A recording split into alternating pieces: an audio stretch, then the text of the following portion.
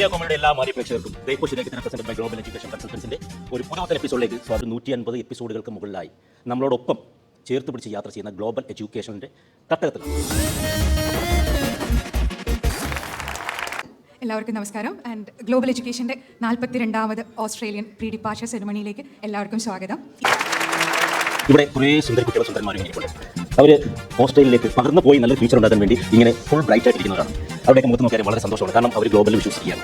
തീർച്ചയായും ആ വിശ്വാസം ഈ ചിരിയൊന്നും തന്നെ ഉണ്ടാകും. നിങ്ങൾക്കൊരു നല്ല ഫ്യൂച്ചർ നേരുകയാണ്. ഇതിലേക്ക് എത്തിച്ചേരാനുള്ളത് ഞാൻ basically B S C nursing കഴിഞ്ഞായിരുന്നു. ഒരു വർഷം വർക്ക് ചെയ്തു. അത് കഴിഞ്ഞിട്ട് ഞാൻ എൻ്റെ എഡ്യൂക്കേഷൻ ഒന്ന് എക്സ്പാൻഡ് ചെയ്യണമെന്ന് വർക്ക് ചെയ്ത ടൈമിൽ വിചാരിച്ചായിരുന്നു.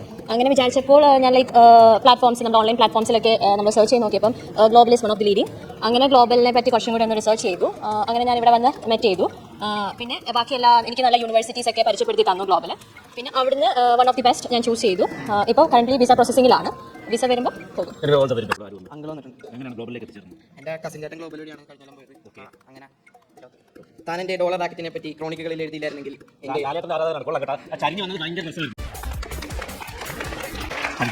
BA global citizen.